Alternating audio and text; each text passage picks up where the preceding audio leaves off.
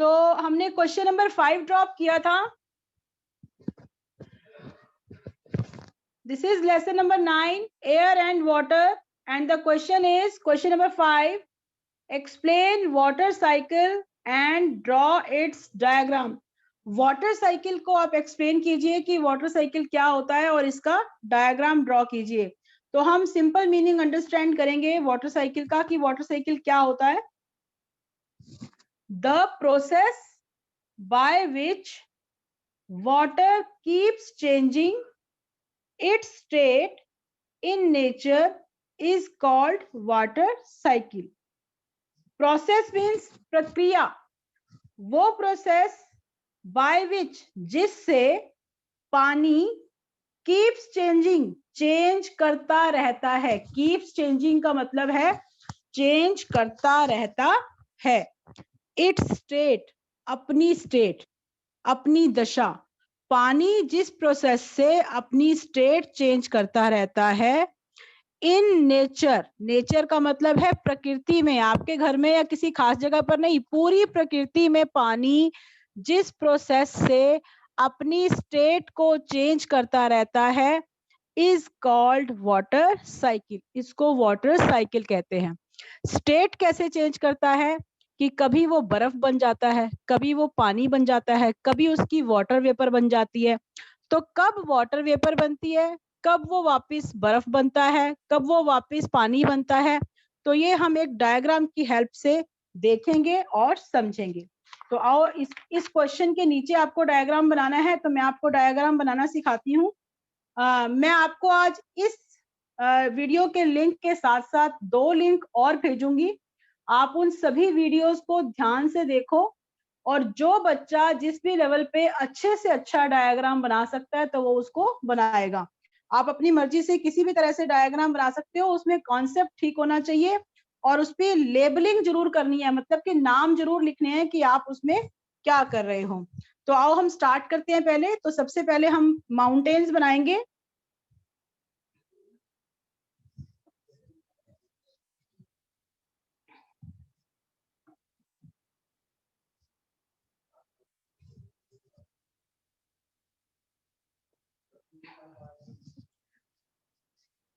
ये हमने माउंटेन्स बनाई हैं. माउंटेन्स के साथ में यहां से बीच में से एक स्ट्रीम आ रही है इधर.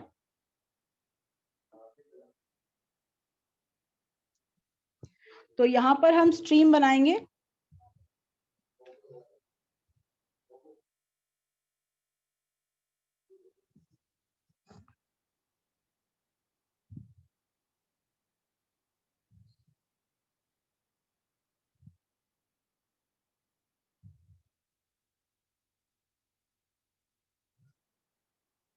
अभी आप ड्रॉ कुछ नहीं करेंगे, आप सिर्फ देखो मुझे और इसको बनाने का तरीका समझो. तो ये हमने माउंटेन बनाया है. ये माउंटेन के ऊपर से बर्फ जो होती है इनके ऊपर वो पिघल के इसके थ्रू, ये छोटी सी स्ट्रीम है, ये स्ट्रीम से बह के रिवर के अंदर जा रही है. ये रिवर है.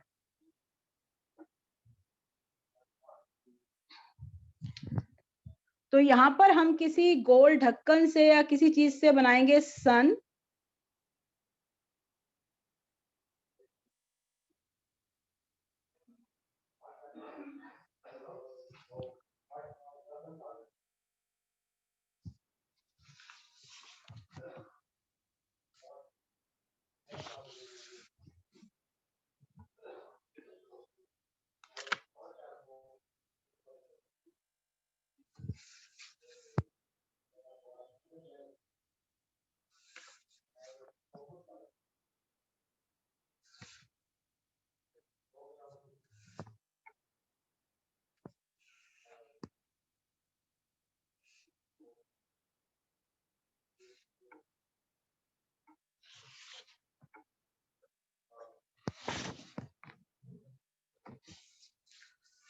So this is the sun.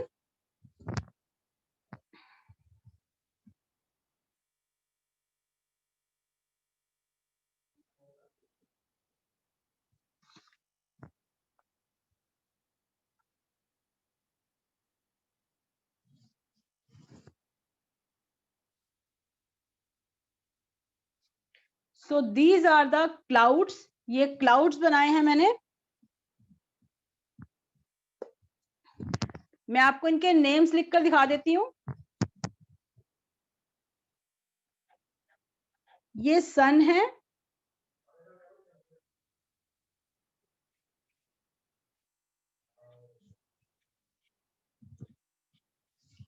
ये क्लाउड्स हैं,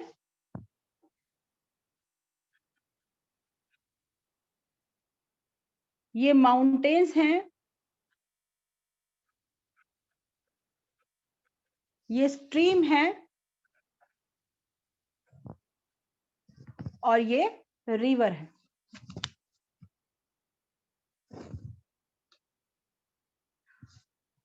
तो अब हम देखते हैं कि वाटर साइकिल कैसे प्रिपेयर होता है, वाटर साइकिल कैसे बनता है। ये देखो, ये सन है, तो सूर्य की धूप किस पर पड़ रही है? रिवर के अंदर जो ये पानी है इसके ऊपर सन की धूप पड़ती है। देखो ऐसे एरो बनाएंगे इसमें।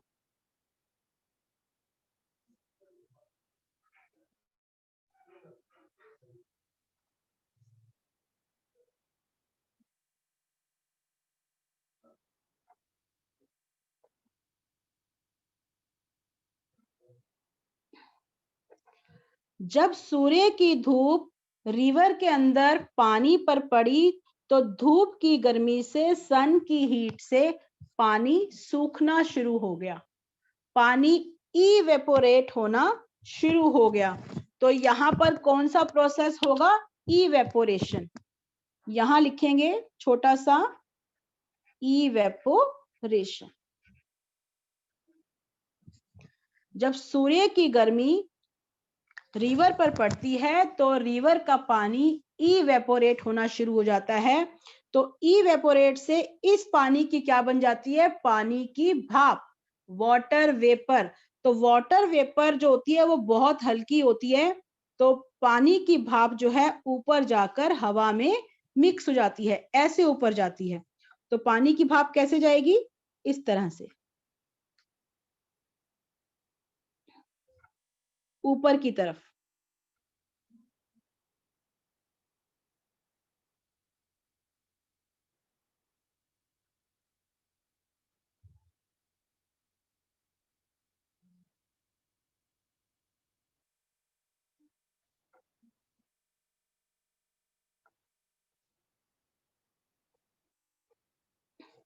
तो ये देखो, ये सन की हीट आ रही है और ये क्या जा रही है?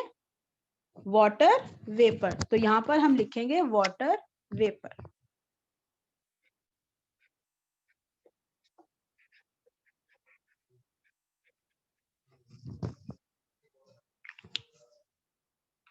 ओके, तो वाटर वेपर जो है ऊपर जाकर हवा में मिक्स हो जाती है। तो ऊपर जाकर क्या होती है? ऊपर जाकर प्रोसेस होता है कंडेंसेशन। कंडेंसेशन से क्या होती है? जो ये वाटर वेपर ऊपर हवा में जाके मिक्स हो गई, ये कंडेंस होके दोबारा पानी की बूंदें बन जाती हैं और पानी की बूंदें इकट्ठी होकर क्लाउड्स बन जाती हैं। यहां पर प्रोसेस हो रहा है कंडेंसेशन।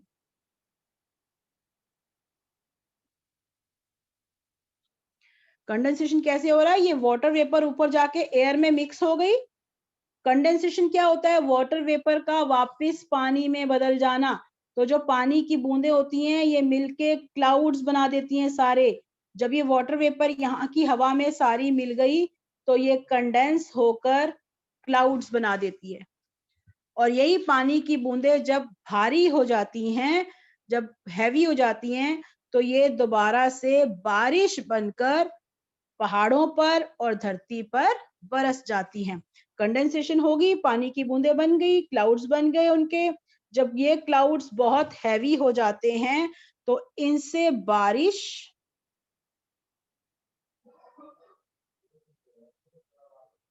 तो ये बारिश की बूंदें बनके यहाँ पर गिरती हैं।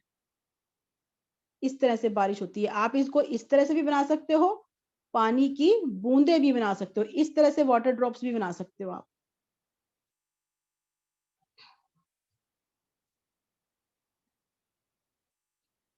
तो ये क्या है?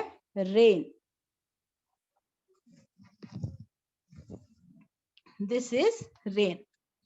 तो देखो दोबारा से, और जब पहाड़ों पर बहुत ज्यादा बर्फ पड़ती है, जब ये बारिश यहाँ पर गिरती है, पहाड़ों पर ठंड बहुत ज्यादा होती है, तो यही बारिश की बूंदें बर्फ पड़कर भी यहाँ पर जम जाती हैं।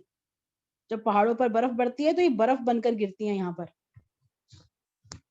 So this is water cycle. ध्यान से समझेंगे पहले इसको। अभी मैंने ये सिर्फ पेंसिल से ड्रॉ किया है, लेकिन आपको इसको कलर भी करना है। कलर कैसे करना है? माउंटेन्स के अंदर, ये जो माउंटेन्स है इनके अंदर आप ब्राउन कलर करोगे या ग्रीन कलर करोगे? ग्रीन और ब्राउन मिक्स करके भी कर सकते हो। जो पहाड़ होते हैं वो ब्राउन कलर के होते हैं, लेकिन उनके ऊपर हरे हरे पेड़ पौधे भी होते हैं। तो जो माउंटेन्स हैं उनको आप ग्रीन और भी कर सकते हो। ये स्ट्रीम के अंदर क्या होता है? पानी। पानी के अंदर आप लाइट ब्लू कलर करोगे, स्काई ब्लू कलर जो होता है। ठीक है, ये सारा पहाड़ का एरिया, ये लैंड है, ये पहाड़ है। तो इस रिवर के अंदर भी आप लाइट ब्लू कलर करोगे, स्काई ब्लू कलर, क्योंकि पानी का रंग कैसा होता है? नीला। पानी को हम नीले रंग से रिप्रेजेंट करते हैं। सन को आप येलो या ऑरेंज कलर से कलर करोगे। सन को आप ऑरेंज या फिर येलो कलर से कलर करोगे। क्लाउड्स जो होते हैं वो ग्रे कलर के, लाइट ग्रे कलर के आप क्लाउड्स बनाओगे। ये तीनों आउटलाइन कर लेना इसको। और जो पानी की ड्रॉप्स हैं, जो बारिश गिरेंगी, अगर आप ड्रॉप्स बनाते हो तो उनको भी आप ब्लू कलर से, लाइट ब्लू कलर से फिल करोगे। मैं आपको इसके कलर डायग्राम्स भेजूंगी, तो आपको उनको देख के आपको आइडिया मिल जाएगा कि इसको कलर कैसे करना है। मैं आपको 2 लिंक साथ में इसीलिए सेंड कर रही हूँ। तो वाटर साइकिल का प्रोसेस एक बार दोबारा से समझ लेते हैं। सन की हीट, सन की गर्मी जब रिवर के पानी पर पड़ती है तो रिवर का पानी सूखना शुरू हो जाता है, वो इवेपोरेट होना शुरू हो जाता है। तो यहाँ पर प्रोसेस होता है इवेपोरेशन। जब पानी की भाप बन जाती है, water becomes water vapour, it rises up, ये ऊपर की तरफ उठती है। पानी की भाप हल्की होती है, तो पानी की भाप ऊपर की तरफ जाती है और हवा में मिक्स हो जाती है। तो जब पानी की भाप ऊपर जाकर ठंडी हो जाती है, ठंडी होने के बाद वो कंडेंस हो जाती है। आपको पता है ना कि कंडेंसेशन का प्रोसेस कब होता है? जब कूल होती है वाटर वेपर, जब कूलिंग होती है। कंडेंसेशन की डेफिनेशन में हमने पढ़ा था कि on cooling water vapour changes back into water. जो ये वाटर वेपर होती है, जब ये कंडेंस होती है तो it changes back into water. तो पानी की बूंदें बन जाती है इनकी। पानी की बूंदें इकट्ठी होकर क्या बनाती हैं? क्लाउड्स बना देती हैं। इन क्लाउड्स के अंदर पानी की बूंदें जमा हो जाती हैं, और जब ये पानी की बूंदें ज्यादा भारी हो जाती हैं, फिर ये बारिश के रूप में वापस धरती पर गिरने लगती हैं। जो ये सारा एरिया है, लैंड, माउंटेन, ये सब लैंड में ही काउंट होता है। तो ये वापस बारिश के रूप में गिरने लगती है। पहाड़ों पर बर्फ के रूप में गिरती हैं ये बूंदें जम जम के, और जब ये बर्फ पिघलती है, यही बर्फ यहाँ से पिघल के स्ट्रीम से होती हुई वापस नदी में आ जाती है। तो इस तरह से ये वाटर यहीं से गया था, देखो सूर्य की धूप से यहीं से गया था, वापस यहीं पर आ गया। तो ये सर्कल चलता रहता है, पानी अपनी स्टेट्स चेंज करता रहता है। इसी प्रोसेस को हम वाटर साइकिल कहते हैं। तो इसके अलावा एक चीज का और बहुत ज्यादा ध्यान रखना है, बड़ी कॉमन मिस्टेक स्टूडेंट्स बिना समझे कर देते हैं। ये एरोज की डायरेक्शन, कभी भी डायग्राम ड्रॉ करते हुए एरोज की डायरेक्शन गलत मत करना। सन से हीट नीचे आएगी और वाटर वेपर ऊपर की तरफ जाएगी। अगर आप डायग्राम ड्रॉ करते हुए ये एरो ऊपर की तरफ कर देते हो और ये वाले एरो नीचे की तरफ ड्रॉ कर देते हो, तो आपका पूरा डायग्राम रॉन्ग, कोई मार्क्स नहीं मिलेंगे इसको। आपको इसके कोई मार्क्स नहीं मिलेंगे जब तक डायग्राम ठीक से नहीं बना होगा। इसको सुंदर बनाओ। आप मुश्किल वाला बना सकते हो, आप कॉम्प्लिकेटेड बना सकते हो, इट्स वेल एंड गुड। अगर आपको प्रॉब्लम है तो आप सिंपल बनाओ, साफ सुथरा बनाओ, अच्छा बनाओ। और सबसे जरूरी बात, उस पर लेबल जरूर होना चाहिए। हर चीज के ऊपर उसका नाम जरूर लिखा होना चाहिए। जैसे क्लाउड्स को मैंने डिमॉन्स्ट्रेट किया है कि ये क्लाउड्स हैं, यहाँ पर इवेपोरेशन का प्रोसेस हो रहा है, ये वाटर वेपर जा रही है ऊपर, ये कंडेंसेशन का प्रोसेस हो रहा है कि वाटर वेपर ऊपर जाकर ठंडी होकर यहाँ पर क्लाउड्स बन गए, ये बह रही है तो ये रेन है, ये माउंटेन्स हैं, और मैं इस टाइम कलर नहीं कर रही हूँ, आपको प्रॉपर इसको कलर करना है और बहुत सफाई से सुंदरता से कलर करना है इसको, आपके कलर्स बाहर नहीं निकलने चाहिए। So this is the diagram of water cycle. एक बार फिर से इसका प्रोसेस सुन लेते हैं। द प्रोसेस बाय विच, वो वाला प्रोसेस जिससे कि वाटर कीप्स चेंजिंग, पानी चेंज करता रहता है अपनी स्टेट नेचर में। नेचर के अंदर पानी जिस प्रोसेस से अपनी स्टेट चेंज करता रहता है इसको वाटर साइकिल कहते हैं। हम देख सकते हैं कि पानी ने अपनी स्टेट कैसे चेंज की। पहले वो पानी था, उसके बाद वो वाटर वेपर बन गया, वाटर वेपर से वो वापस पानी बन गया। कुछ तो पानी के रूप में ही नीचे बह गया, लेकिन कुछ पानी ठंड के कारण, जमने के कारण वो पहाड़ों के ऊपर बर्फ बनकर भी गिरा।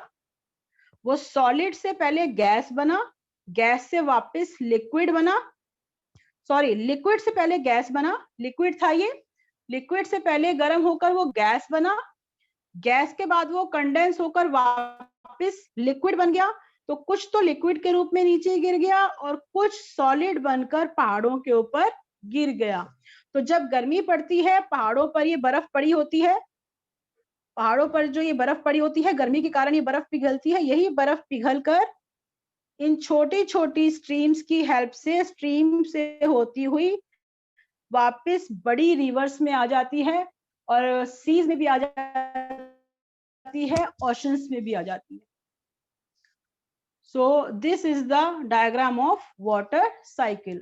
तो अब मैं आपको अनम्यूट कर रही हूं, आप में से कोई भी कुछ क्वेश्चन पूछना चाहता है तो वो पूछ सकता है। रजनी मैम, सबको अनम्यूट कर दीजिए प्लीज।